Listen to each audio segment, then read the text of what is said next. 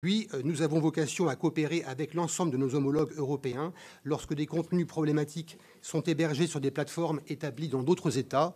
Et c'est d'ailleurs pour une part ce qui a été mis en défaut dans le cas de la plateforme Kik qui accueillait le programme Jean Pormanov du nom du pseudonyme de Raphaël Graven dont vous avez évoqué le décès dramatique en direct à la fin du mois d'août.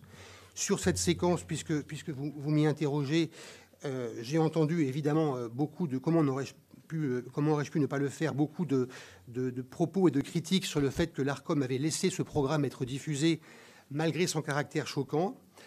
Ce reproche, en tout cas l'émotion qu'a suscité cet événement est évidemment tout à fait compréhensible et légitime.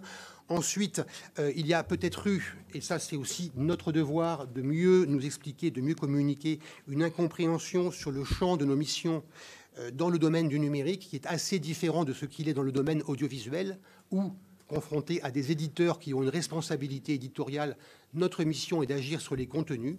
S'agissant du règlement sur les services numériques ou de la loi SREN, nous n'avons pas de compétences pour apprécier la légalité des contenus, ni pour en demander le retrait.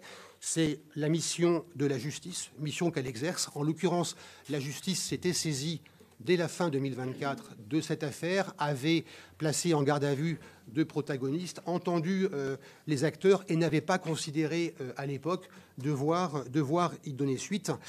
Ça n'enlève rien au fait que cet événement dramatique nous pose question. Il nous invite à renforcer nos mécanismes de coopération entre administrations nationales, avec la justice, avec les signaleurs de confiance, les associations, pour être plus réactifs. Nous allons à cette fin réactiver en octobre l'Observatoire de la haine en ligne pour créer les conditions de cette réactivité.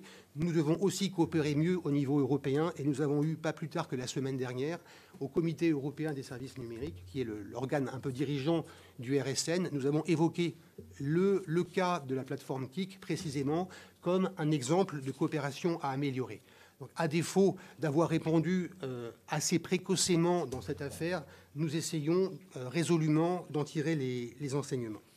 Je voudrais aussi d'ailleurs, parce que c'est une priorité, y consacrer plus de moyens dans le cadre de ce que le Parlement voudrait bien nous accorder.